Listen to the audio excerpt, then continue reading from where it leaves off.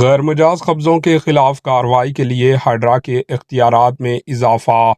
موسی ندی میں 10,000 ڈھانچوں کی نشاندہی، متاثرین کو ڈبل بیڈ روم 2 BH کے مکانات کی فراہمی پر غور۔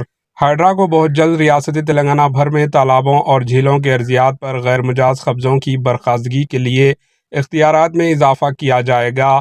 جاریہ ہفتے کے آخر میں ہائیڈرا کے بلڈوزر کا تالابوں کے FTL میں غیر مجاز قبضوں کے خلاف اگلا نشانہ ہوگا۔ موسی ندی کے بفر زون میں غیر مجاز تعمیرات کی برخاستگی کے لیے ہائیڈرا نے نوٹسیں جاری کی ہے۔ اس کے محکمہ ریونیو کی جانب سے حکومت کے 10,000 غیر مجاز تعمیرات کی نشاندہی کی گئی۔ چادر گھاٹ اور موسرام باغ کے علاقے میں مقیم افراد کو متبادل ڈبل بیڈ روم 2 BH کے مکانات فراہم کرنے کے انتظامات کیے جا رہے ہیں۔